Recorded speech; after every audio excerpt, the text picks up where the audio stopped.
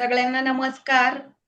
आजचा दिवस मोठा आहे. गुरुपौर्णिमेच्या सर्वांना हार्दिक शुभेच्छा. आज आपल्याला ज्ञानदान देण्यासाठी मोठे व्यक्ती आलेले आहेत. त्यांचा परिचय मी आपल्याला करूनच देते. प्रत्येकाच्या आयुष्यात लहानपणापासून गुरुचे महत्त्व हे आहेच. लहानपणी आईचा हात धरून आपण पुढे जातो. नंतर वडील, त्यानंतर शालेय जीवनातील शिक्षक, माध्यमिक जीवनातील, कॉलेज जीवनातील शिक्षक आणि प्रत्येक जण आयुष्यामध्ये काही ना काही शिकतच असतो आणि प्रत्यक्ष किंवा अप्रत्यक्ष गुरु हे आपल्याला भेटतच असतात. तर या सर्व गुरुतत्वाला मी वंदन करते आणि आजचा कार्यक्रम सुरू करते. गुरुर् ब्रह्मा, गुरुर् विष्णू, गुरुर्देवो महेश्वरा, गुरुर् साक्षात परब्रह्म, तस्मै श्री गुरुवे नमः. गुरुची महती मी काय सांगावी असे आहे. तर आज आपल्याकडे सुनील ढेरगे, आदरणीय विनय सुनील ढेरगे गुरुजी आलेले आहेत. छत्रपती शिवाजी महाराज भोसले घराण्याचे ते तीर्थोपाध्याय आहेत. हे त्यांचे ढेरगे घराणे आहे. त्यांचे शिक्षण master in engineering in VISI and embedded system इथे झालेले आहे. तर उच्च शिक्षित हे आजचे आपले गुरुजी आहेत. के वाघ कॉलेज, सावित्रीबाई फुले युनिव्हर्सिटी, त्याचबरोबर ज्योतिष परिषदेकडून, महाराष्ट्र ज्योतिष परिषदेकडून ज्योतिष शास्त्री अशी पदवी देखील त्यांनी मिळवलेली आहे.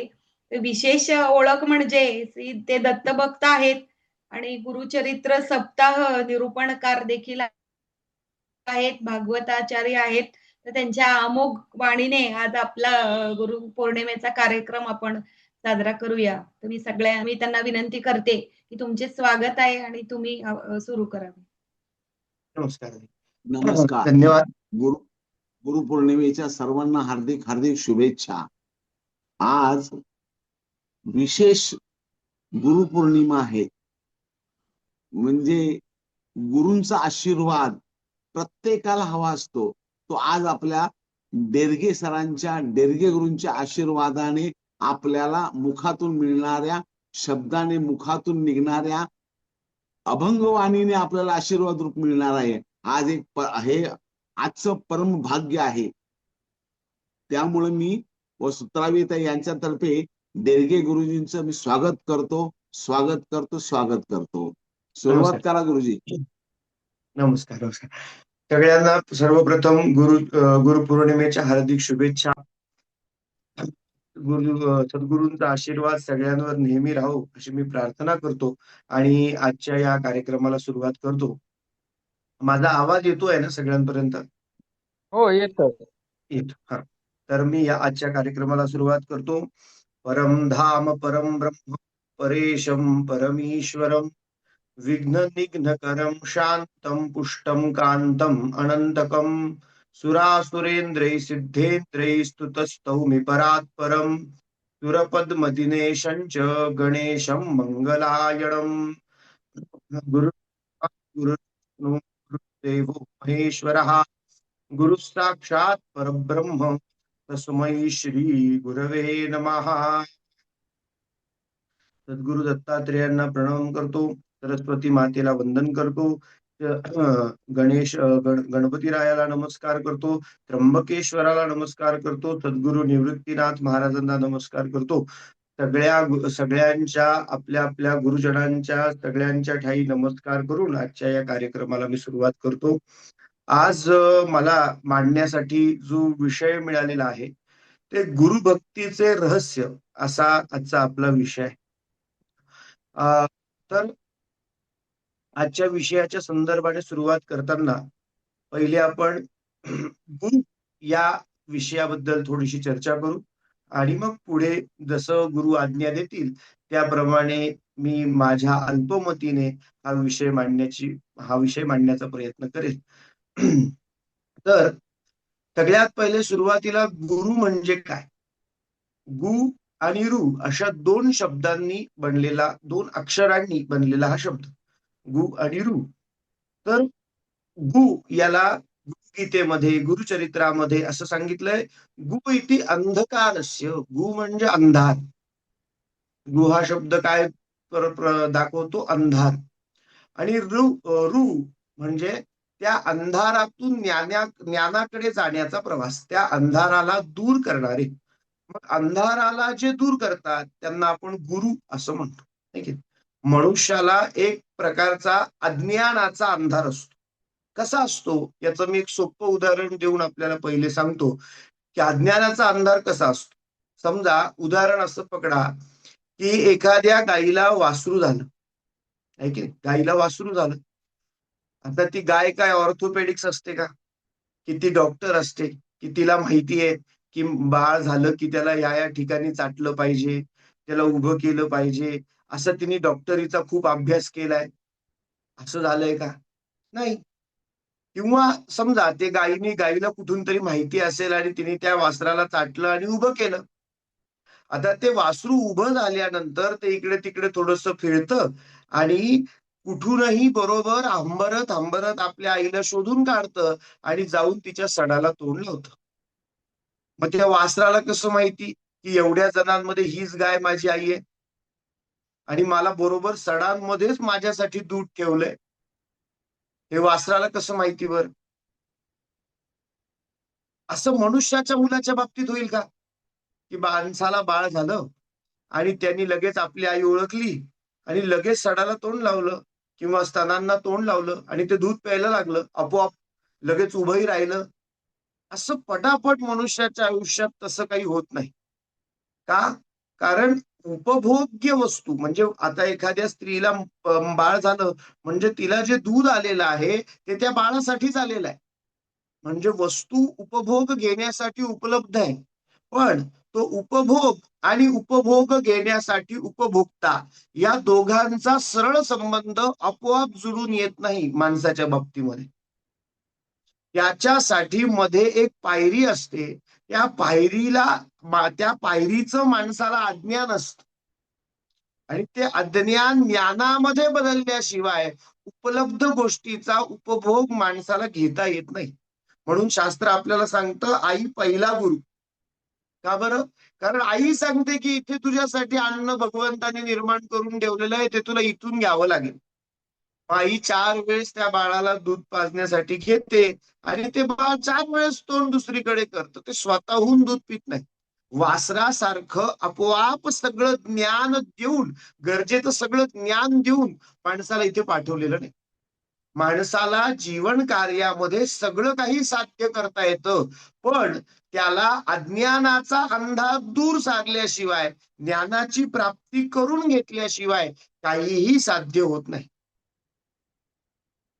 म्हणून माणसाला ह्या जीवन काळामध्ये वेगवेगळ्या ठिकाणी वेगवेगळ्या ज्ञानदान करणाऱ्या दात्याची फार आवश्यकता असते. मग ती त्याला जन्मापासून असते. म्हणून आई पहिला गुरु. मग आईपासून पुढे शाळेत जातो. मग कोणी मराठी शिकवतं, कोणी इंग्लिश शिकवतं, कोणी हिंदी शिकवतं. जे जे काही जसं जसं गरजेचं आहे तसा तसा अज्ञानाचा अंधार दूर होत आपल्याला वेगवेगळ्या प्रकारचं ज्ञान गुरुकडून शिकवलं जातं. म्हणून मग त्यांना आपण शिक्षा गुरु असं म्हणतो, की ते आपल्याला त्या विषयाचं त्यांच्याकडे असलेलं ज्ञान देतात, शिक्षा देतात आणि आपला अज्ञानाचा अंधार दूर करत जातात आणि माणसाला ज्ञानवंत करत जातात, त्याला ज्ञानाकडे प्रकाशमान करत जातात. बद्दल असं म्हटलं जातं, अज्ञान तिमिरांधस्य ज्ञानांजन शलाकया चक्षुरुन मिलितम येन तस्मै श्री गुरवे नमः. तिमिर म्हणजे अंधार. अज्ञान तिमिरांधस्य, अज्ञानाचा अंधार जे दूर करतात.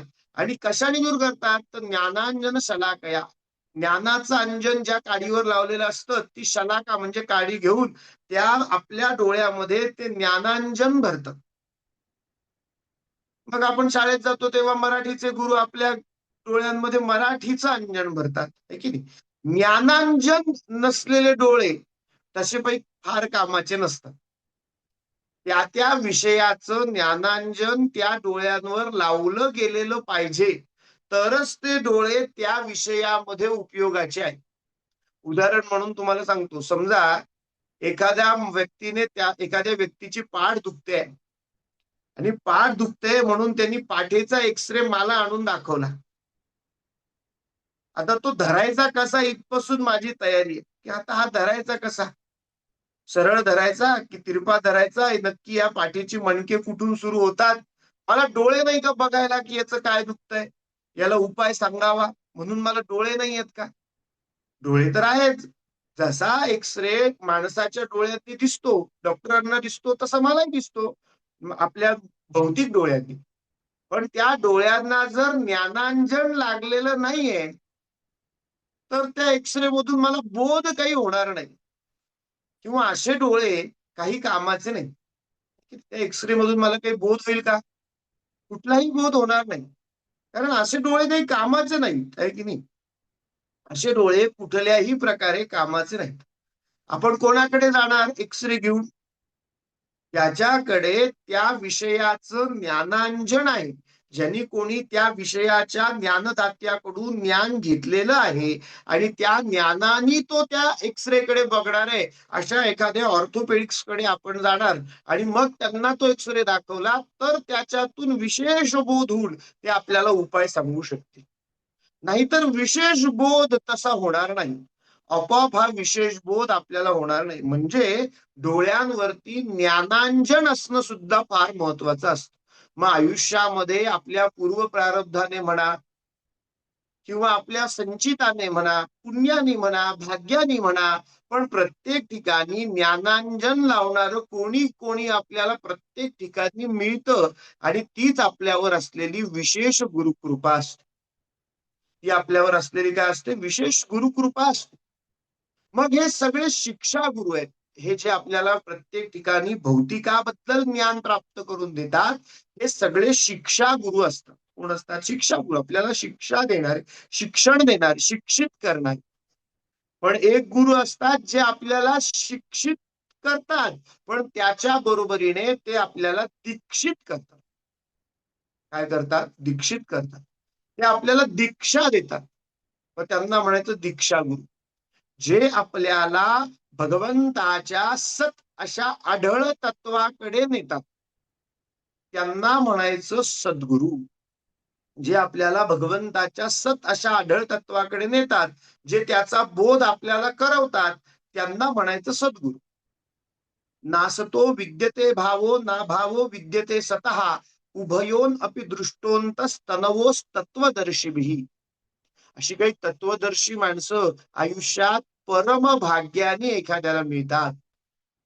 गुरु मिळणे, सद्गुरु मिळणे ही फार भाग्याची गोष्ट आपल्याला शास्त्रकारांनी सांगितली आहे.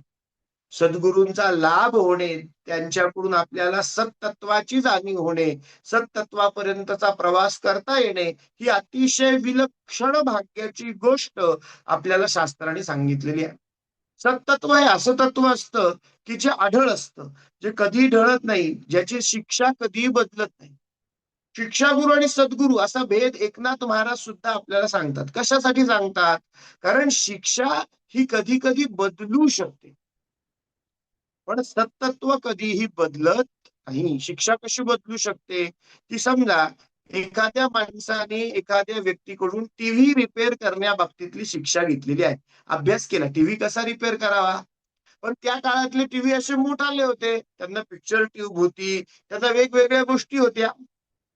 आता जे टीव्ही आले ते सरफेस माउंटिंग वरचे आले, ते सगळे छोट्या छोट्या गोष्टींमधले आले. आता ती घेतलेली शिक्षा, टीव्ही रिपेअर करायला शिकलेत बरोबर आहे, पण ती घेतलेली शिक्षा आता तशी फारशी उपयोगात पडणारी राहिली नाही, कारण टीव्हीच बदलला, आहे की नाही? पण सत हे जे तत्व आहे हे कधीही बदलत नाही, हे आढळ असत. म्हणून एकनाथ महाराज सुद्धा असा भेद करून देतात की शिक्षा गुरु आणि सद्गुरु. सद्गुरु हे आपल्याला सत्तत्वाकडे नेतात, सद्गुरु हे आपले दीक्षा गुरु असतात. असे विविध गुरु माणसाला त्याच्या जीवन काळामध्ये आपल्याला भेटत असतात, आपल्याला त्यांच्यापर्यंत बोध होत असतो. आपल्या पूर्व प्रारब्धानी हा होतो असे भरपूरसे विद्वान आपल्याला सांगतात की यांचे आपल्याशी भेटणे हे पूर्व प्रारब्धाचं संचित आहे. जसं नामदेव महाराज म्हणतात की जन्मोजन्मी आम्ही बहुपुण्य केले तेव्हा या विठ्ठले कृपा केली. खूप जन्माचं काहीतरी पूर्वसंचित असतं, तेव्हा सद्गुरूंपर्यंतचा प्रवास आपला होत असतो. असे विविध गुरु माणसाला त्याच्या जीवन काळात मिळत असतात. गुरु या तत्वाची काही वैशिष्ट्य आहेत, है की नाही. आपण एखाद्या महत्वाच्या गोष्टीशी जरी हे तत्व साधर्म्य भावाने जोडून बघितलं तरी सुद्धा आपल्याला असं जाणवतं की गुरु या तत्वाची काही विशेष वैशिष्ट्य आहे जी या भूतलावरच्या दुसऱ्या तत्वात बघायला मिळत नाही.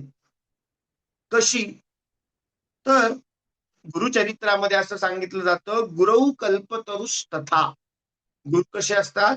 कल्पतरू, कल्पवृक्षासारखे असतात. हा सारखे हा शब्द फार महत्वाचा आहे, हा तुम्ही लक्षात घ्या. गुरु कसे असतात? कल्पवृक्षासारखे. ते कल्पवृक्ष असतात असं म्हटलेलं नाही. काय म्हटलंय? कल्पवृक्षासारखे असतात, है ना. आणि दुसरं काय सांगितलंय? गुरु कसे असतात? तर गुरु हे परिसासारखे असतात. कसे असतात? परिसासारखे. सारखे हा शब्द त्याच्यामध्ये फार महत्वाचा आहे की नाही. एखादा मुलगा आला आणि एखादे काका तिथे उभे आहेत आणि त्यांना विचारलं, हा मुलगा कोण आहे? ते म्हणाले, हा माझ्या मुलासारखा आहे.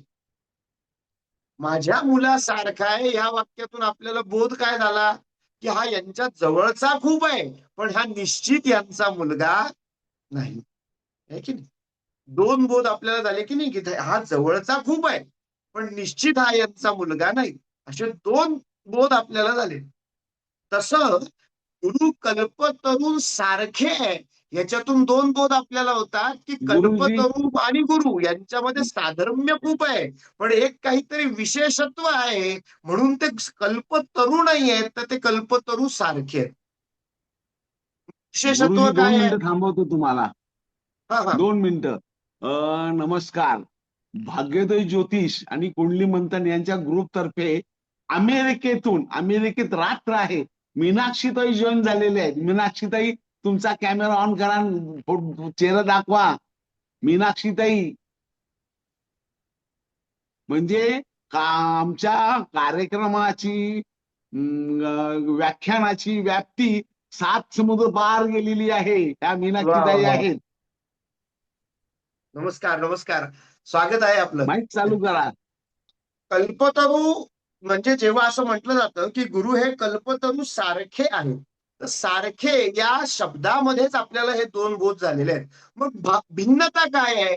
या दोन गोष्टींमध्ये भिन्नता कोणती आहे? कल्पतरू आणि गुरु या दोन गोष्टींमध्ये भिन्नता कुठे येते? तर ज्ञानेश्वर महाराज आपल्याला पसायदानामध्ये सांगतात, चला कल्पतरूंचे आरव. कसे? चला कल्पतरूंचे आरव. चला म्हणजे जे मोबाईल आहे, मोबाईल म्हणजे हलणार है ना. झाड कसं असतं? कल्पतरू कसं आहे? स्थिर आहे. झाड स्थिर आहे, आपल्याला त्याच्या सावलीत जावं लागतं. पण गुरु कसे आहेत? कल्पतरू आणि गुरुंमध्ये विशेष काय आहे? ते कल्पतरूंसारखे आपली मनोकामना तर पूर्ण करतातच, हे त्यांच्यातलं साधर्म्य आहे. पण विशेषत्व काय आहे की ते चला कल्पतरूंचे आरव आहे. चला कल्पतरू आहे. चला कल्पतरू म्हणजे ते चालत आपल्यापर्यंत येऊ शकतात.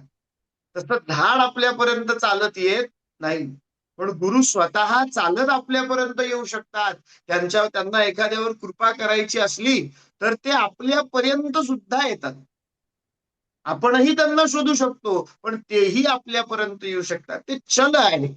चला कल्पतरूंचे आरव, हा पहिला भेद आहे कल्पतरू आणि गुरूंमधला. म्हणून गुरु हे कल्पतरू सारखे आहेत, है ना.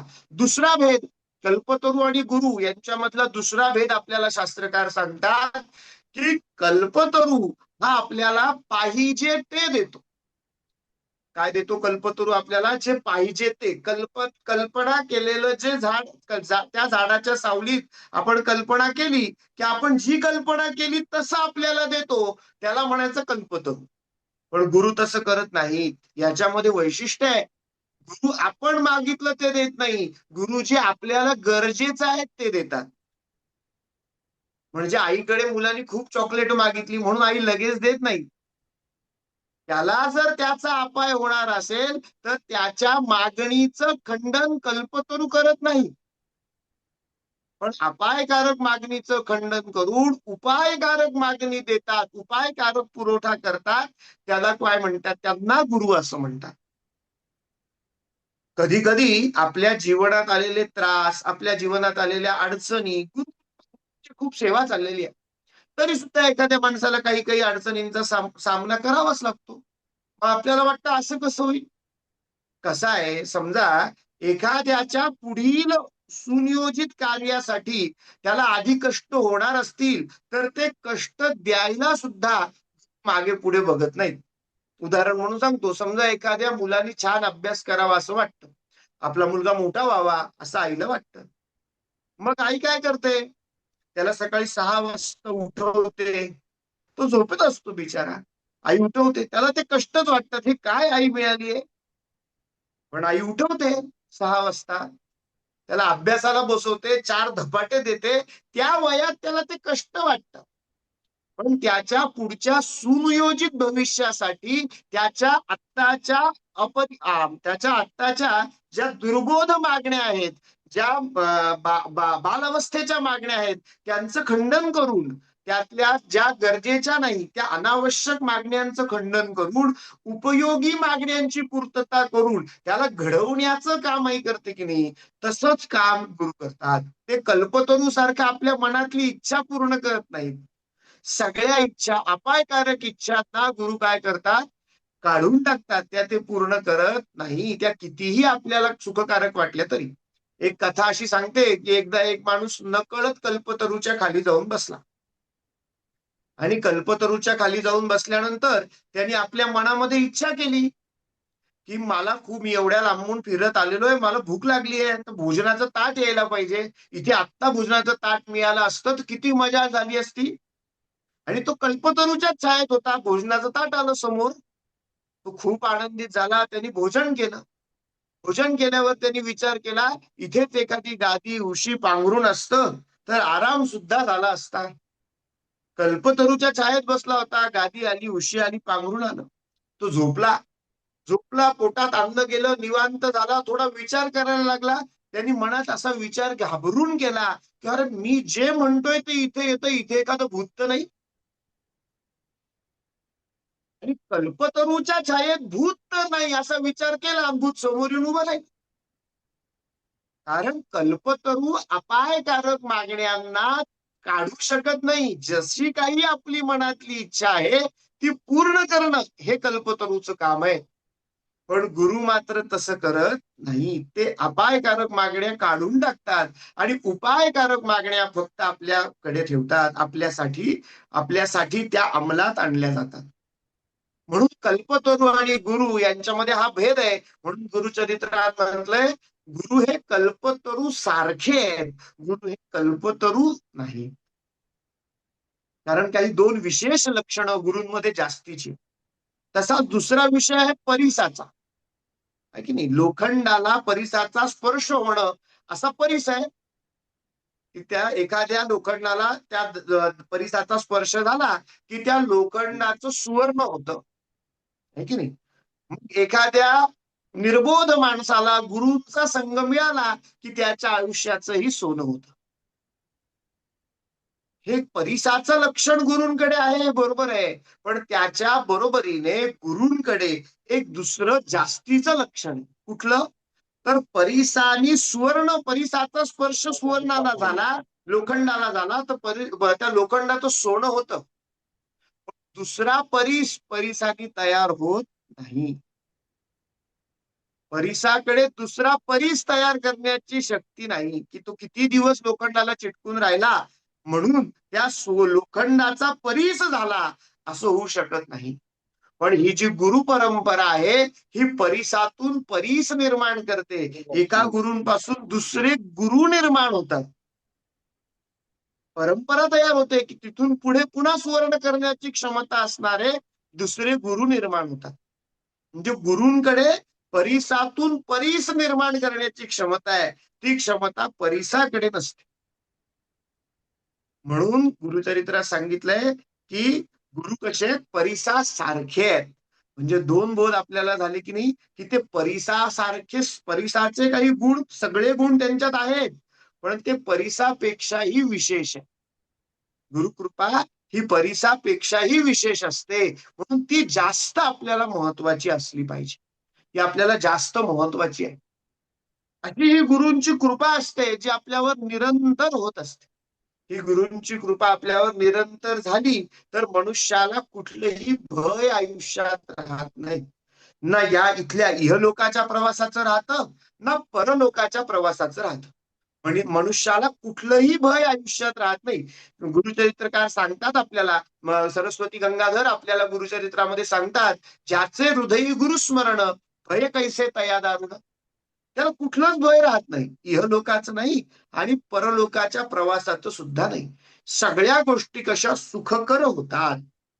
मनुष्याच्या जीवनातल्या सगळ्या गोष्टी या कारणामुळे कशा होत असतात, सुखकर होत असतात. म्हणून गुरु आपल्या आयुष्यात फार महत्वाचे आहेत. जसे गुरु आपल्या आयुष्यात महत्वाचे आहेत, तशाच प्रकारे आपल्या कुंडलीमध्ये सुद्धा ते फार महत्वाचे आहे. आपल्या कुंडलीचा विचार केला तर त्याही मध्ये गुरु फार महत्वाचे आहे. विशेष महत्वाचा जर कोणता ग्रह आपल्या कुंडलीमध्ये असेल तर तो गुरु आहे. विशेष महत्व का? कारण एकतर गुरुला 3 दृष्टी आहेत आणि दृष्टीमध्ये, तिन्ही दृष्टींमध्ये पूर्ण फल देण्याची क्षमता आहे. गुरु याला जीव सुद्धा म्हटलेला आहे. पराशर ओरा शास्त्रामध्ये गुरुला काय म्हटलं, जीवहा. गुरु इति जीवहा. जीवासाठी तो फार महत्वाचा आहे, म्हणून त्याला काय म्हटलंय, गुरु इति जीवहा. पराशर ओरा शास्त्रात पराशर ऋषी तसं सांगतात. आणि गुरु हा आकाराने सुद्धा खूप मोठा ग्रह आहे. भौगोलिक विचार केला तर आकारामध्ये सुद्धा वायुतत्वाचा ग्रह आहे आणि भरपूर मोठा आहे आकाराने, आहे की नाही. त्याच्यानंतर गुरु गुरु हा सूर्यापासून 5वा ग्रह आहे. खगोल शास्त्राचा विचार केला तर गुरु हा सूर्यापासून 5वा ग्रह आहे. त्याचा रंग थोडासा पिवळसर आहे, म्हणून गुरुचं आधिपत्य हे पिवळ्या रंगावर आहे असं आपण मानतो. गुरुचं आधिपत्य हे कशावर आहे, पिवळ्या रंगावर आहे. गुरुग्रह आपल्याला खूप शुभ फळ देतो. भरपूर शुभ फळ आपल्याला गुरुकृपेने मिळतात. काही ठिकाणी असं म्हटलं जातं की गुरु हा स्थानहंता आहे. गुरु स्थानाची हानी करतो आणि दृष्टीमध्ये कृपा करतो. गुरु स्थान हंता आहे आणि स्थानाची हानी करतो गुरु, आणि दृष्टीने कृपा करतो. पण काही ठिकाणी म्हणजे आपल्याला बघितलं तर असं जाणवतं की गुरुकडे हानी नावाचा गुण कमीच आहे. हानी नावाचा जो गुण आहे तो गुरूंकडे कमी आहे, कारण ते गुरु आहे. त्यांच्याकडे आशीर्वाद नावाचाच गुण आहे.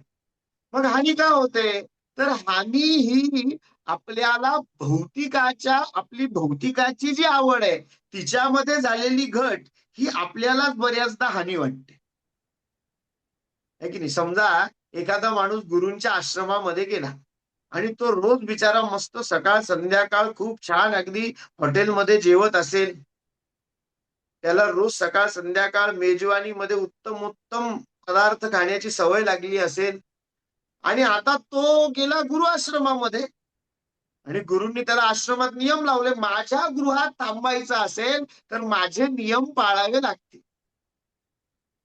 माझे नियम पाळावे लागतील. मग सकाळी खायचं नाही, एक भुक्त ठेवायचं, नामस्मरण केल्याशिवाय जेवण मिळणार नाही, एक भुक्त ठेवावं लागेल. साठी घातक असतो, बहु आहार चालणार नाही.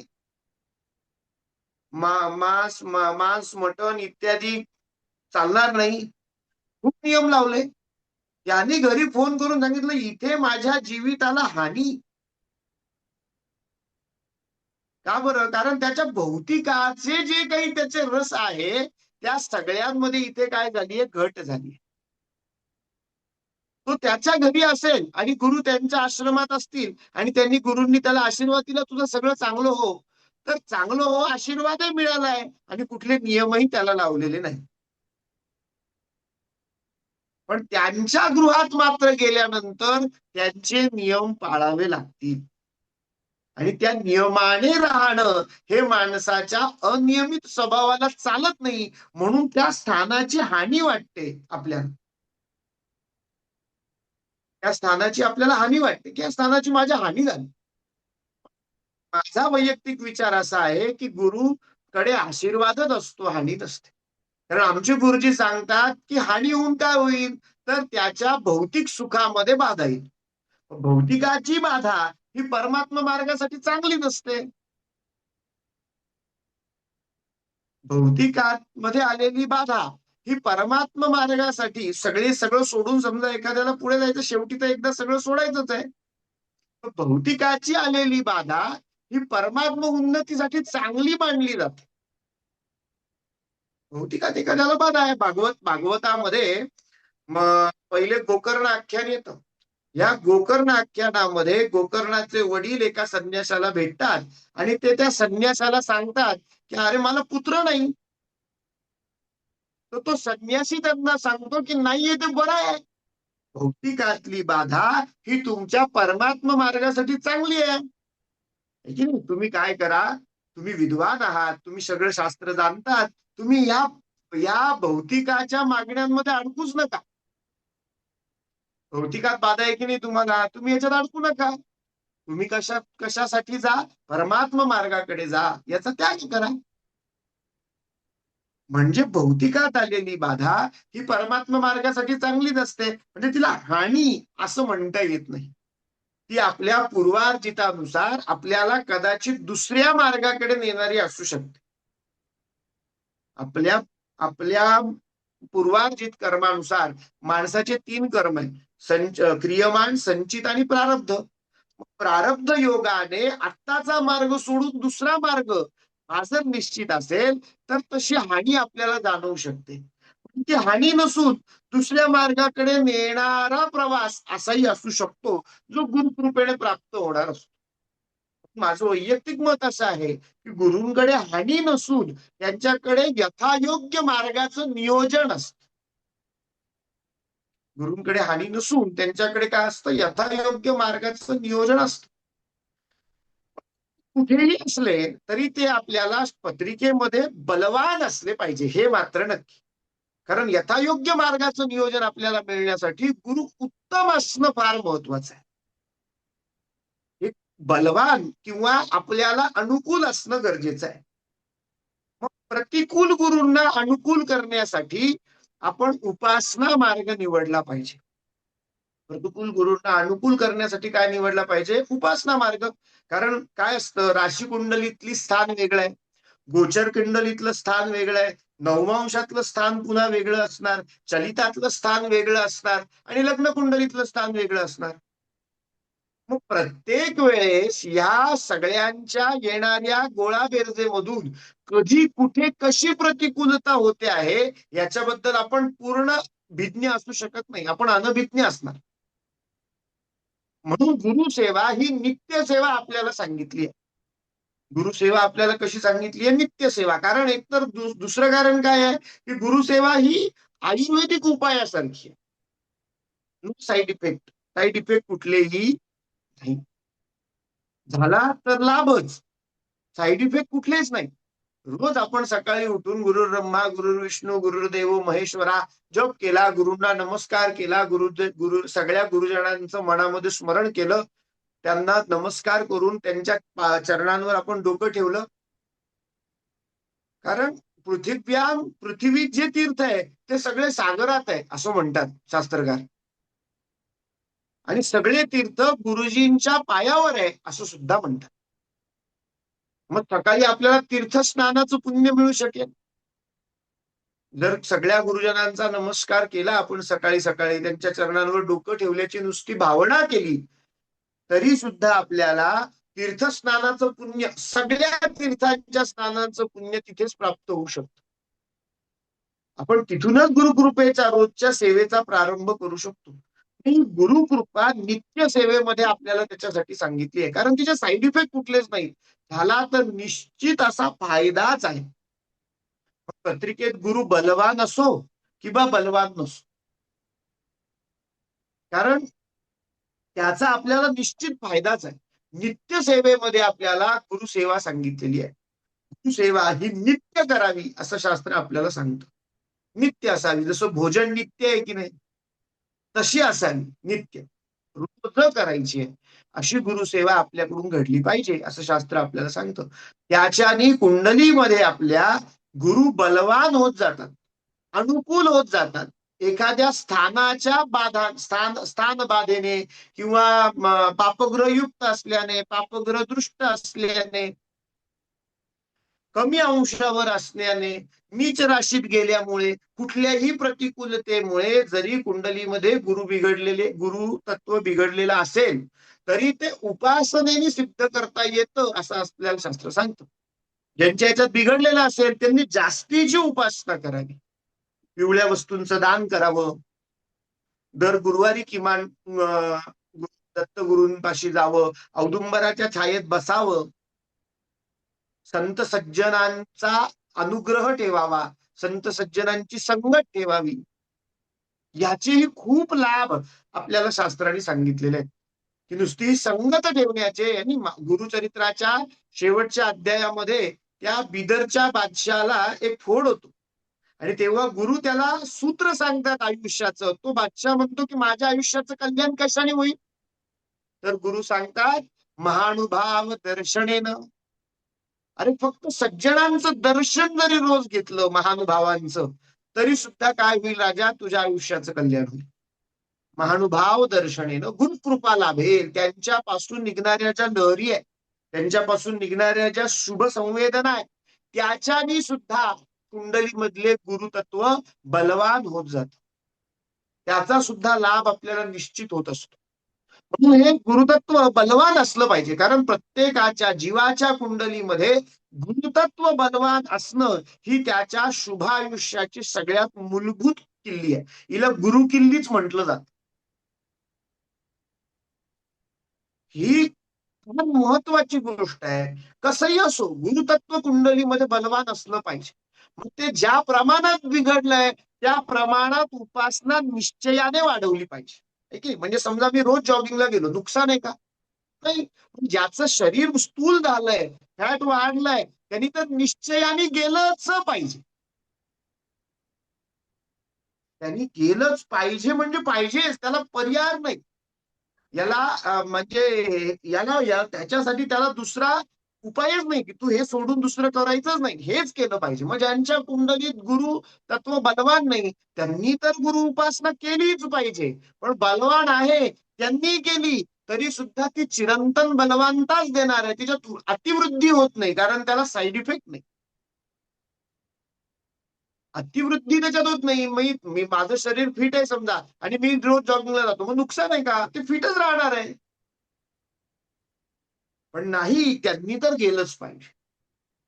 ज्यांच्या कुंडलीमध्ये गुरुतत्व बलवान नाहीये, कुठलीही बाधा आल्यामुळे, दृष्टीची बाधा असेल, स्थानाची बाधा असेल, षष्ट म्हणजे 6-8-12 मध्ये गुरु गेलेला आहे की नाही, चुकीच्या नीच राशीत गेलेला आहे, पापग्रह युक्त आहे, पापग्रहाच्या 5 अंशाच्या युतीमध्ये आहे, पापग्रहाची दृष्टी आहे, कसंही असो, चांडाल योगात आहे,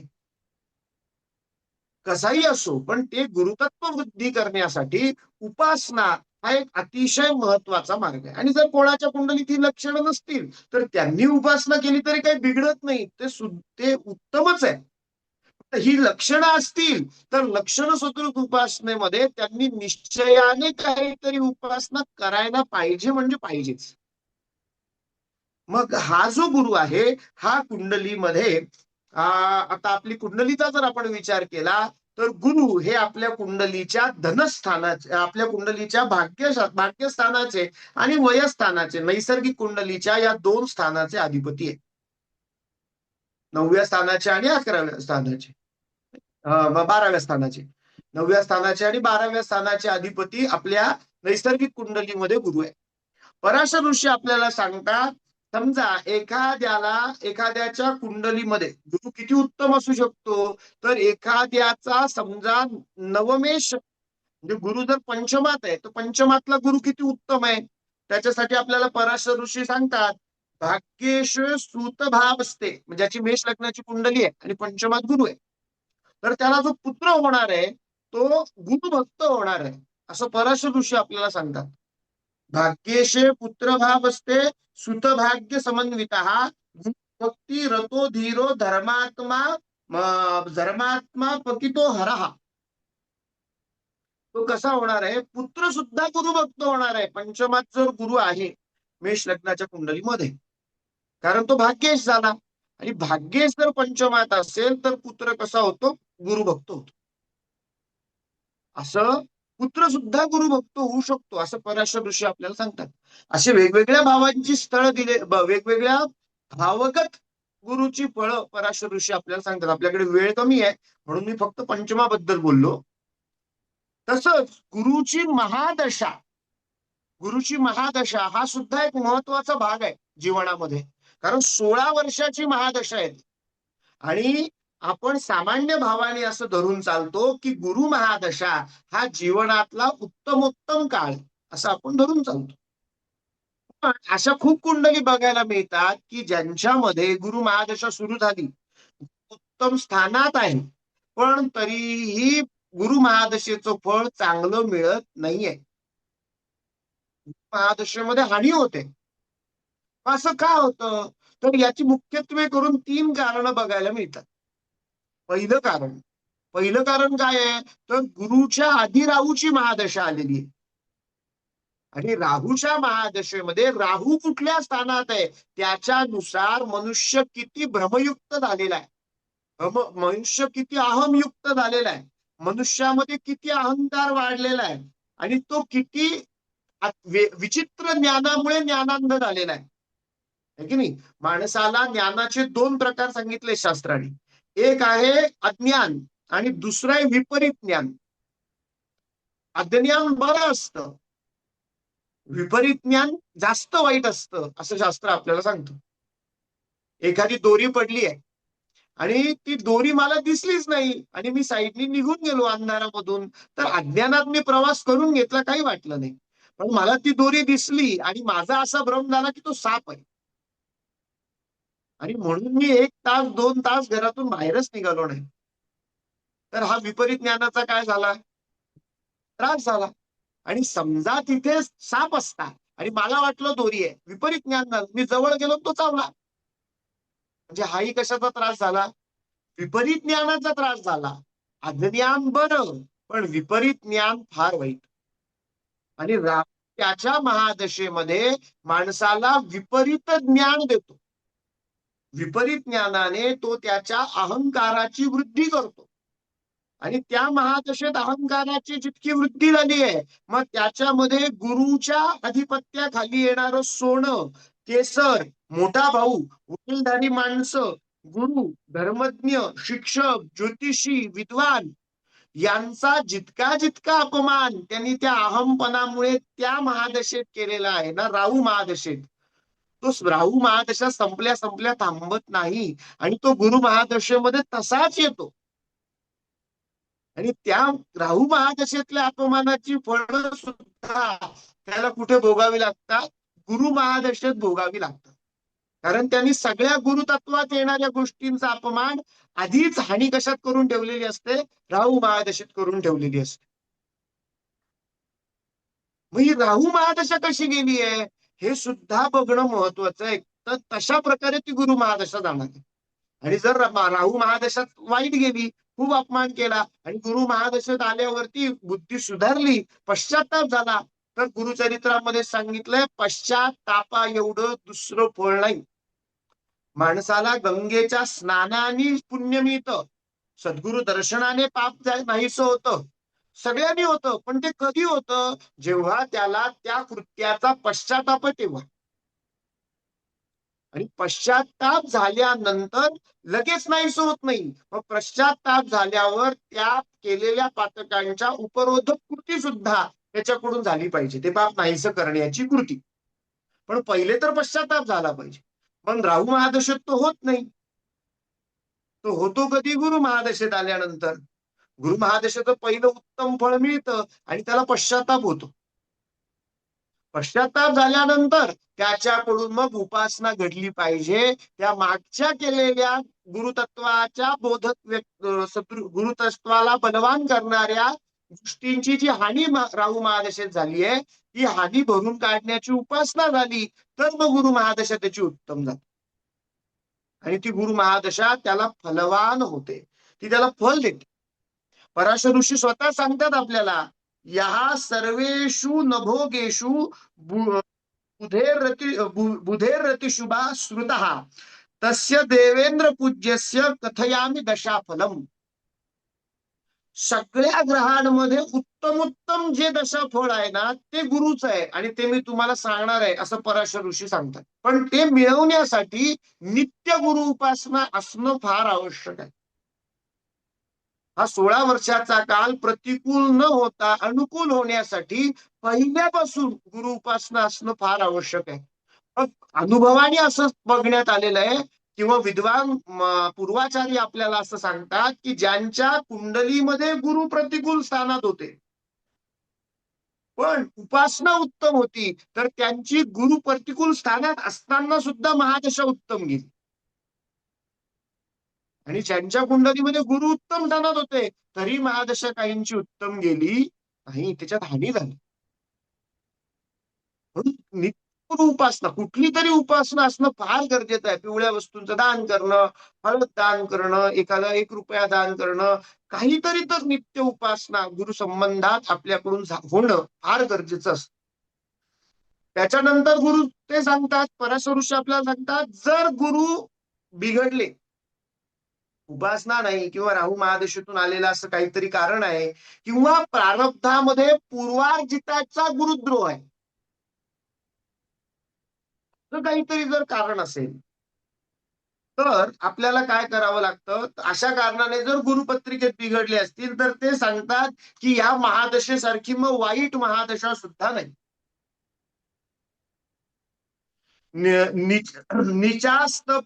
निचास्त पाप संयुक्ते जीवे विश्वास्त संयुते तान भ्रंश मनस्तापम पुत्र पीडा महद भयम. काय काय सांगितलंय. महत पापम पुत्र पीडा महत भयम. पुत्रहानी होते, महत भय प्राप्त होतो, होत्याचं नव्हतं होतं, राजाचा रंक होतो. या महादशेमध्ये सगळं होऊ शकतं. का? कारण गुरुचरित्रामध्ये परत सांगितलंय गुरु म्हणजे ब्रह्मा विष्णू महेश जर रुष्ट झाले आपल्यावर तर गुरु आपल्याला तारू शकतात. पण गुरु झाला तर आपल्याला कोणीही तारू शकत नाही. म्हणून कुंडलीतल्या इतर ग्रहांचा प्रभाव जर आपल्याला प्रतिकूल असेल पण गुरु अनुकूल आहे तर आपण तरून जाऊ शकतो. पण गुरु प्रतिकूल असेल तर इतर ग्रह आपल्याला तारत नाहीत. कारण ते ब्रह्मा विष्णू महेशांच्या तर काही वर नाहीत. ब्रह्मा विष्णू महेश तारू शकत नाही तर इतर ग्रह कसे तारतील. म्हणून प्रत्येकाला धर्मशास्त्रानुसार प्रत्येकाला नित्य गुरु उपासना ही फार गरजेची सांगितलेली आहे की ही गुरु उपासना नित्य झालीच पाहिजे.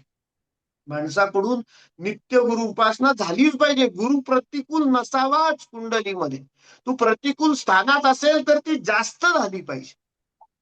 कारण त्याच्याशिवाय जीवनावश्यक अनुकूलता इह सौख्य म्हणजे या मृत्यू लोकामध्ये सौख्य आणि परलोक गमनाचा उत्तम मार्ग या दोन्ही गोष्टी त्याच्या आशीर्वादाशिवाय शक्य नाहीये. गुरु आशीर्वादाशिवाय हे शक्य होत नाही. आपल्याला शास्त्रकारांनी सांगितलंय की हे करणंच आहे आपल्याला. का बरं? कारण आपल्याला असं सांगितलंय अखंड मंडलाकारम व्याप्तम येन चराचरम तत्पदम दर्शितम येन तस्मै श्री गुरवे नमः. है ना. सगळं चराचर व्याप्त केलेलं आहे असं म्हटलेलं आहे त्यांनी की चराचर व्याप्त आहे. मग आपण जे काही इह गोष्टींमध्ये इथल्या मृत्यू लोकातल्या गोष्टींची सुख आपल्याला जी पाहिजे आहे ती सुद्धा इथल्याच गोष्टींमधून मिळणार आहे आणि इथल्या गोष्टी इथे सुटणार आहे आणि नंतर पुढच्या मार्गाला जावं लागणार आहे. मग इथल्याही गोष्टींमधलं सुख आणि पुढच्याही मार्गाचं सुख या सगळ्यांमध्ये हे सगळं देऊ शकणारे कोण आहेत तर त्यांनी सांगितलं हे सगळं देऊ शकणारे गुरु आहे.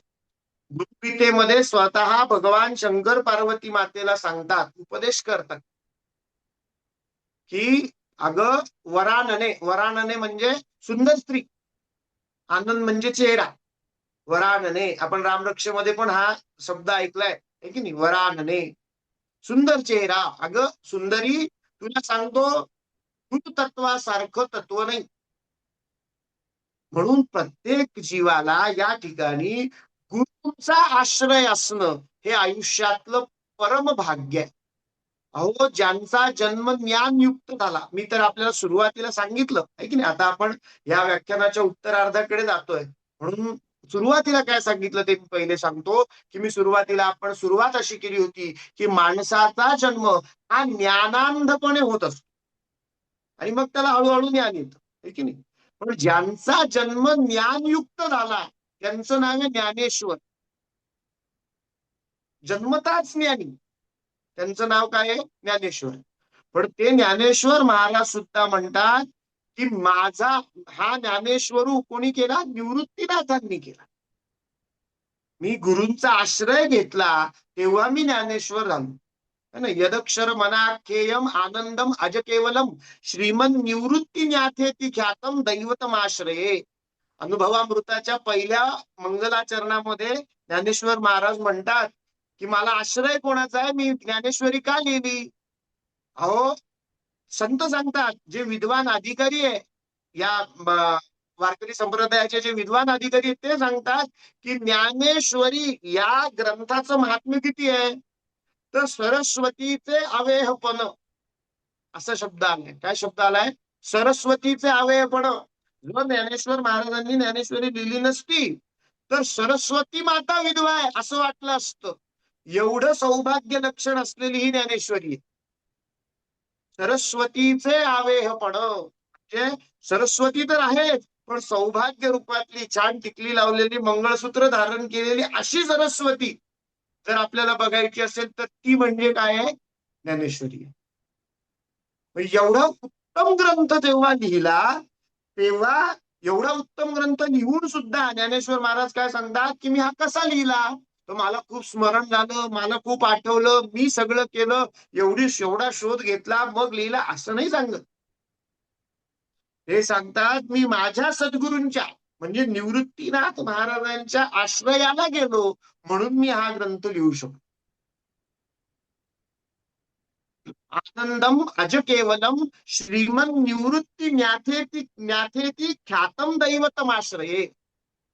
मी त्यांना दैवत मानलं, श्रीगुरु मानलं, परमगुरु मानलं, परात्पर गुरु मानलं आणि त्यांच्या चरणांवर मी माझं डोकं ठेवलं आणि म्हणून मला हा ग्रंथ लिहिण्याचा बोध झाला. जीवनाचं कल्याण झालं. ज्ञानियांचा राजा जर आपल्याला हे सांगतो आहे तर याचा अर्थ जीविताचं कल्याण हे कुठे आहे? गुरुची कृपा असण्यावर. आपल्या कुंडलीचं पण कल्याण गुरुची कृपा असण्यावर आहे आणि आपल्या जीविताचं सुद्धा कल्याण गुरु कृपा असण्यावरती आहे. गुरुगीतेमध्ये हे दिव्य रहस्य पार्वती मातेला स्वतः भगवान शिवशंकर सांगतात. अहो, ज्यांची ओळख भगवान शिवशंकरांची ओळख षडाक्षर मंत्र स्तोत्रामध्ये कशी दिली आहे? सगळ्या देवांचे जे गुरु आहे, यो गुरु सर्व देवानाम अशी त्यांचं वर्णन आहे. ते महादेव सांगतात की गुरुतत्व हे सगळ्यात विलक्षण आहे. अधिकारी सत्पुरुष आपल्याला सांगतात इतर अवतार येतात, वेगवेगळे भगवंताचे अवतार होतात, त्या अवतारांची समाप्ती होते, पण गुरुतत्व कसं आहे? गुरुतत्व संचले जैसे तैसे, ते तसंच असत. कारण या गुरुतत्वामध्ये परिसातून परिस निर्माण करण्याची क्षमता आहे, म्हणून ही परंपरा तशीच चालू राहते. है की नाही?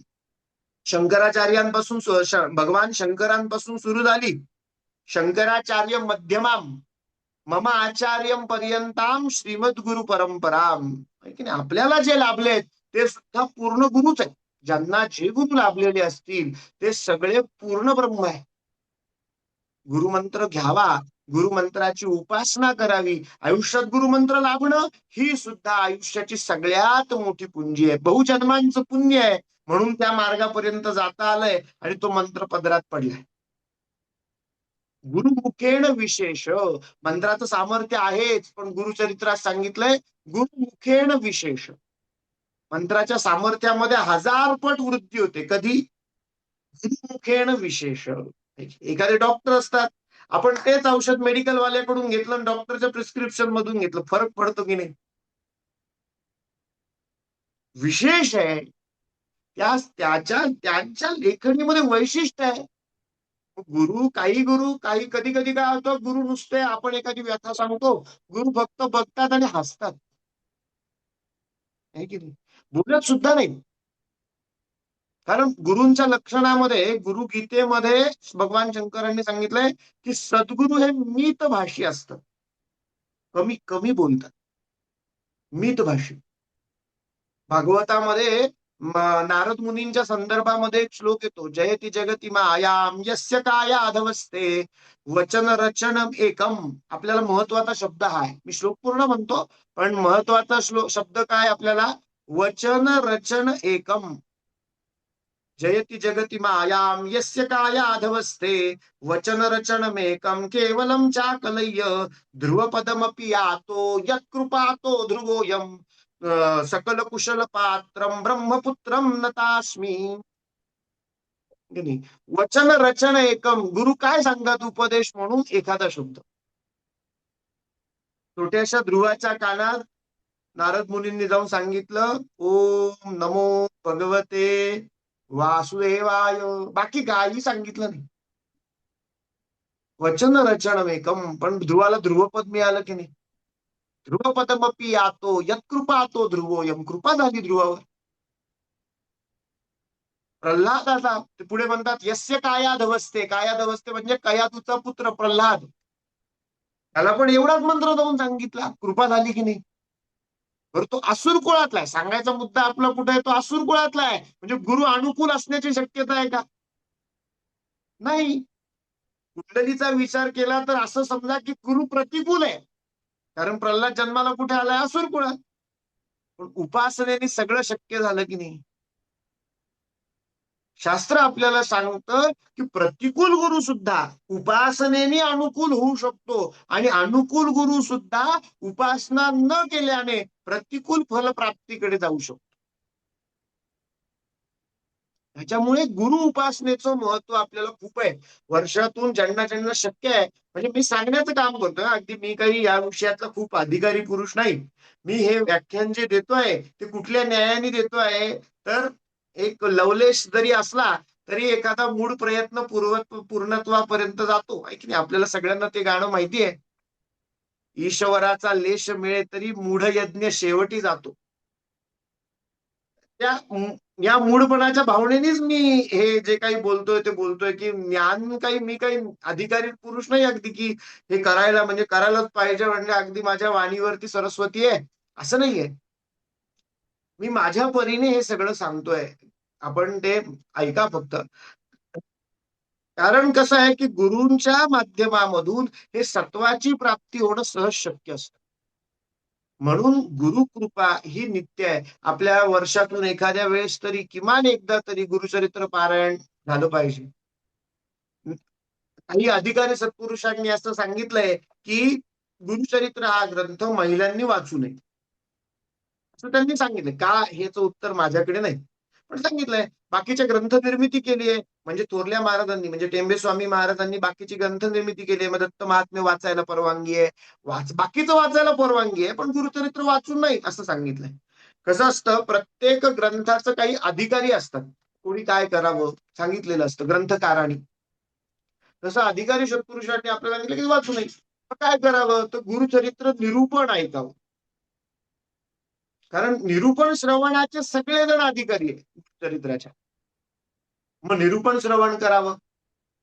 पण काहीतरी तो उपासना वर्षातून म्हणा, नित्य म्हणा, नैमित्तिक म्हणा, तिन्ही प्रकारांमध्ये कशी का होईना पण झाली पाहिजे. तर त्याच्यानी कुंडलीत गुरु आपले प्रतिकूल असले तरीही अनुकूल होतात आणि सर्व सुख ते प्रदान करतात. आयुष्य अगदी छान जातं माणसाचं. सर्व सुख प्रदान करतात म्हणजे परत विषय मागे आला आपला, सर्व करतात म्हणजे कसं करतात, तर सगळं प्रदान करतात म्हणजे जे गरजेचं आहे तेच देतात, जे गरजेचं नाही ते काढून टाकतात. ते आपण किती हात आपटून मागितलं तरी देणार नाही. आई आपल्याला किती मागितलं तर दुसरं चॉकलेट देते का परत, नाही देत. तसं आहे, ते जे गरजेचं नाही ते नाहीच, पण जे आपल्याला आवश्यक आहे त्याची प्राप्ती गुरुकृपेच्या मार्गाने निश्चित आपल्याला होऊ शकते. मग गुरुकृपेचे काही मंत्र आहे, गुरु ब्रह्मा गुरु विष्णू या मंत्राचा आपण जाप करू शकतो. गुरु गुरवे नमः या मंत्राचा करू शकतो. द्राम दत्तात्रेयाय नमः या मंत्राचा जाप करू शकतो. मग गुरुसाठी जी पूरक दानं सांगितली आहे ती दानं आपण दान करू शकतो. गुरु उपासना करू शकतो. पुष्कराज धारण करू शकतो. रत्नशास्त्राचा विचार केला तर पुष्कराज आपण धारण करू शकतो. अशी वेगवेगळी आहे ती त्या त्या विषयातल्या ज्ञानी माणसांकडून जाणून घेऊन आपण धारण करायला पाहिजे. की असं नको की नुसतं मनाने करायला नको, त्या त्या विषयातल्या ज्ञानी माणसांकडून ती ती उपासना घेतली पाहिजे. गुरुमंत्र जाप करायचा आहे तर कोणाला तरी गुरु पहिले केलं पाहिजे आणि त्यांच्याकडून गुरुमुखातून घेऊन त्या मंत्राचा जाप माणसाने केला पाहिजे. कारण गुरुमंत्र मुखातून घेऊन जाप करणं हे विशेष महत्वाचं सांगितलंय, नाही तर त्याचं फळ आपल्याला मिळत नाही. थोडक्यात गुरुमंत्र गुरुमुखातून घेऊन जाप करावा. गुरुमुखेन विशेष ते गुरुचरित्रामध्ये काही जण काही दोन ब्राह्मण असतात जे अगदी त्यांच्या विद्येने खूप गर्विष्ठ झालेले असतात. ते गुरूंकडे येतात आणि गुरु एका सामान्य माणसाला विभूती लावतात, भस्म लावतात आणि त्याच्याकडून सगळे वेद बोलवून घेतात. तिथे सांगितलंय त्यांनी की गुरु हस्ते विशेष. तो का बोलला तर त्रिविक्रम भारती मुनी गुरूंना विचारतात की अहो हा एवढा पतित माणूस, अज्ञानी माणूस हा एवढं सगळे वेद कसे काय बोलला. तर ते सांगतात विभूतीचं महात्म्य आहे, भस्माचं महात्म्य आहे, पण कसं आहे गुरु हस्ते विशेष, गुरूंच्या हाताने लागली की नाही म्हणून बोलला. आणि मग तो म्हणतो की आता मला ह्याच अवस्थेत ठेवा, मला घरी जायचं नाही. मग त्याचे बायको मुलं रडायला लागतात. मग गुरु सांगतात अरे असं नाही चालणार, तुला भौतिकाचे काही बंधन आहे. म्हणजे आपण जसं संसारात अडकलेलो आहे तसं प्रत्येकाला संसार आहे, मुलं आहे, बाळ आहे, त्यांची काळजी घेणं आहे. ती ज्ञान मार्गाने घे तरी मी तुझ्यावर कृपाच करेन. तू त्यांची काळजी जरी नीट घेतली, म्हणजे समर्थ रामदास स्वामी सांगतात संसार करावा नेटका, त्याच्याने सुद्धा गुरु सुखावतातच. ते सांगतात अरे तू घरी जा, त्यांची नीट काळजी घे तरी मी तुझ्यावर सुखावेल. तू लगेच संन्यासाला जाऊ नको, कारण त्यांचं काय करशील. मग आता ह्या ज्ञानी अवस्थेतून परत त्याला या भौतिकात टाकायचं, भवरोगात टाकायचं,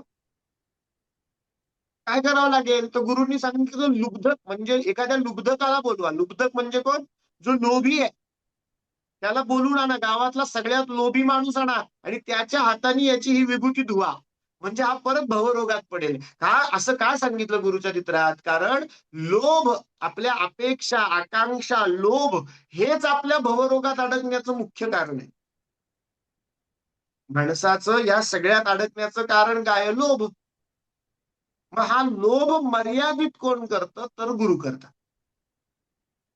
आपल्याला गरजेचं आहे तेवढा ठेवण्याचं काम कोण करतं तर गुरु करतात, असं आपल्याला शास्त्र सांगतं. म्हणून या गुरु या गुरुतत्वाचं प्रत्येकाने विशेष असं स्मरण ठेवलं पाहिजे. या गुरुतत्वाचं विशेष महत्व आपल्या जीवनात आहे हे प्रत्येकाने जाणलं पाहिजे. आणि या सगळ्या प्रवचनातून सांगण्याचा मथित अर्थ असा होता की आपण नित्य गुरु उपासना आपल्याकडे ठेवली पाहिजे, है ना. आज या गुरुपौर्णिमेच्या अनुषंगाने हा इथे प्रपंच मांडण्याची मला संधी मिळाली. माझ्या यथामती मी हा या ठिकाणी मांडण्याचा प्रयत्न केला. गुरु म्हणजे अ, अ, महिम्न स्तोत्रामध्ये असं सांगितलंय की समजा अ, सिंधू नदीच्या पाण्यामध्ये आपण डोंगराची शाई करून टाकली, असतिगिरी समन्स्यात कज्जलम सिंधू पात्रे, सुरतरुवर शाखा लेखनी पत्र मुर्वी, लिखिती यती गृहीत्वा शारदा सर्व कालम, तदपि तव गुणानाम ईश पारम न याती. अर्थ असा की समजा आपण सगळ्या डोंगरांची चूर केली, पूड केली, ती पूड सिंधू नदीच्या पात्रात म्हणजे पूर्ण समुद्रात टाकली, त्याची शाई केली, या सगळ्या भूमीचं पान केलं आणि सरस्वतीला जरी लिहायला बसवलं तरी या गुरूंच्या सगळ्या सगळ्या भागाचं वर्णन पूर्ण होऊ शकत नाही. कोणीही ते पूर्ण करू शकत नाही, कारण त्यांना अजय आहे, ते अजन्म आहे, अत्यंत आहे, आधी नाही अंत नाही. आपण त्यांच्या मी ते पूर्ण कधीही सांगू शकत नाही. म्हणून माझ्या मतीप्रमाणे मी या गुरुतत्वाचं वेगवेगळ्या पूर्वाचार्यांच्या मार्गदर्शनात आलेल्या ग्रंथांच्या आधारे हा प्रपंच मांडण्याचा प्रयत्न केला. ही सगळी सेवा मी गुरुचरणांवरती अर्पण करतो. गुरुर्ब्रह्मा गुरुर्विष्णू गुरुर्देवो महेश्वरः साक्षात परब्रह्म तस्मै श्री गुरवे नमः. अपराध सहस्राणि क्रियन्ते अहर्निशं मया दासोऽहमिति मां मत्वा क्षमस्व परमेश्वर. दत्तात्रेय भगवान की जय. जय. त्र्यंबकेश्वर भगवान नमस्कार. की जय. निवृत्तीनाथ महाराज की जय. नमस्कार. संस्काराची शिदोरी घेऊन मला ज्ञान देणाऱ्या समर्थ सद्गुरु श्री गजानन महाराजांना वंदन करून गुरुपौर्णिमेच्या सर्वांना शुभेच्छा देतो पुन्हा एकदा. आणि आज ओघवते भाषण, ओघवती व्याख्यान, ओजस्वी व्याख्यान सद्गुरूंच्या तोंडून मी ऐकतो असं मला भास झाला. अतिशय सुंदर व्याख्यान झालेलं आहे. आणि आज विशेष म्हणजे आमच्या या ग्रुपचं गेले 1 वर्षापासून या वर्षात या गुरुजी या पुढच्या गुढीपाडव्याला 2 वर्ष पूर्ण होतील. अविरतपणे वा वा वा. गुरुवारी व्याख्यान चालू आहे. आणि आज वा या वा व्याख्यानाला वा. अमेरिकेतून मीनाक्षीताई जॉईन झालेल्या आहेत. खूप खूप धन्यवाद वा सगळ्यांचा. वा वा. आणि सॉरी त्यावेळेस हे बोलणं. आणि सगळ्यांना गुरुपौर्णिमेच्या शुभेच्छा. आणि म्हणजे माझं आमचा अहोभाग्य झेंडा, आहे. आम्ही जे कार्य करतोय त्या कार्यामध्ये गुरु महाराजांचा आशीर्वाद आहे असं मी समजतो. आम्ही निस्वार्थीपणे, मी बिलकुल आणि आहे. सूत्रावेदी निस्वार्थीपणे व्याख्यान मला चालू ठेवलेली आहे. गुरुजी तुमचा व्याख्यान बिलकुल. ऐकत असताना तुमचा हात वर येत होता. मी हाताकडे लक्ष केलं. तुमचा गुरु प्रबळ आहे, तुमचा बुध प्रबळ आहे, तुमचा नेपच्यून प्रबळ आहे. धन्यवाद धन्यवाद रवी गुरुजी. रेषा तुमच्या भाग्य रेषेचं खालून मस्तक रेषेतून उगम पावलेली आहे. तुमचं वय तुमच्या किती गुरुजी? सगळ्यांच्या आशीर्वादाने गुरुसेवा होत राहू असा तुम्ही सगळ्या ज्येष्ठांनी मला आशीर्वाद द्यावा. साक्षात परमेश्वराचा आशीर्वाद आहे. निवृत्तनाथाच्या छायेत राहता तुम्ही, त्र्यंबकेश्वराच्या छायेत राहता. आम्ही काय आशीर्वाद देणार? देणारे बसले तिथे देणारे आशीर्वाद. साक्षात निवृत्तनाथाच्या पाठीशी आहेत तुम्ही. आमचं अहोभाग्य आहे.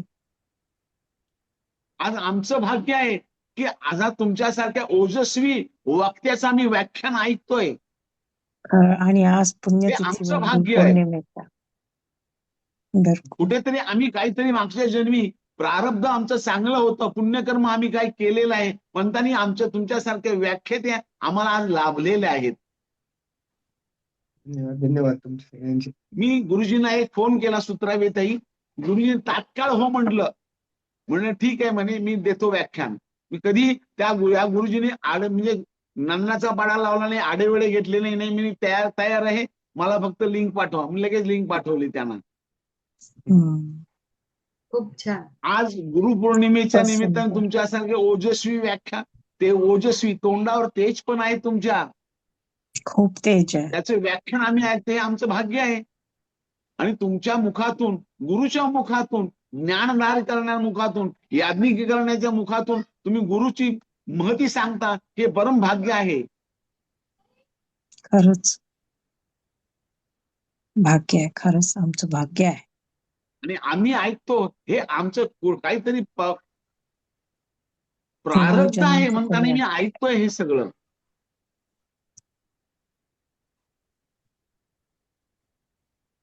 अतिशय व्याख्यान अतिशय सुंदर झालं, अतिशय सुंदर झालं. सूत्रावेताई पुढचं व्याख्यान. धन्यवाद. आज वेळात वेळ काढून आमच्यासाठी आले आणि हायली एज्युकेटेड आपण आहात आणि आपल्या तोंडून गुरुवाणी आजच्या दिवशी ही खूपच छान झालं. तर परत परत तुम्हाला आम्ही बोलवू, वेगवेगळे विषय घेऊन येऊ. उपासना आपण करतात, असेच वेगळा विषय उपासनेचा आपण घेऊन नक्कीच आम्हाला मार्गदर्शन करावे अशी विनंती आहे. आज सर्वांनी गुरुपौर्णिमेनिमित्त बरेच कार्यक्रम असतात, तर सर्वांनी वेळ काढून आमचा कार्यक्रम अटेंड केला त्याबद्दल मी सगळ्यांचे धन्यवाद देते. तुमचे पण गुरुजी धन्यवाद, वेळ दिला आमच्यासाठी. धन्यवाद देते. मला सूत्राविताईने फोन केलता म्हणजे सर आपल्याला गुरुपौर्णिमेचा कार्यक्रम घ्यायचा आहे. मग गुरुपौर्णिमेचा कार्यक्रम घ्यायचं म्हणलं व्याख्याता कोण, मला तेव्हा काही माहिती नाही. मी ब्लाइंड होतो, पूर्ण ब्लाइंड होतो. मग मी नंतर मला सांगितलं, मग तुमच्याशी चर्चा झाली, तुमच्याशी भेट झाली. हे सगळं करता करत तो आहे, आपण नाही आहे. तुमच्या पाठीशी निवृत्त हे नाथांचा तर आशीर्वाद आहे. आहे. काहीतरी प्रारब्ध होतं, तुमच्या प्रारब्धात होतं, आमच्या हो. प्रारब्धात होतं, म्हणून भेट झाली. आणि चला. माझी सकाळ आहे इकडे, तर मी किती भाग्यवान आहे. सुरुवात तुमच्यापासून सुरू झाली. खूप खूप हा योग धन्यवाद असाच येत सगळ्यांचा. राहो, सदा सर्वदा योग तुझा घडावा, तुझे कारणी देह तुझे माझा कारणी पडावा. देह माझा उपेक्षू पडावा. नको गुणवंता अनंता रघुनायका मागणे हेची. हा योग धन्यवाद. नेहमी येत राहो. धन्यवाद. थँक्यू. छान. आजचा दिवस असं वाटलं की संपूच नये असं वाटलं, पण वेळेच्या नुसार आपल्याला पुढे जाणं महत्वाचा भाग आहे. तर धन्यवाद. परत असाच सगळ्यांनी तुम्हाला कुठल्या तरी नक्की कार्यक्रमाच्या नक्की दिवशी आम्ही नक्की. तर धन्यवाद. धन्यवाद. पुन्हा एकदा सगळ्यांनी गुरुपौर्णिमेच्या हार्दिक शुभेच्छा आणि उपस्थितांचे सर्वांचे मनपूर्वक आभार व्यक्त आणि सर्वांना मनपूर्वक गुरुपौर्णिमेच्या शुभेच्छा देऊन आजचं व्याख्यान संपलं असे जाहीर करतो. आशीर्वाद. नक्की.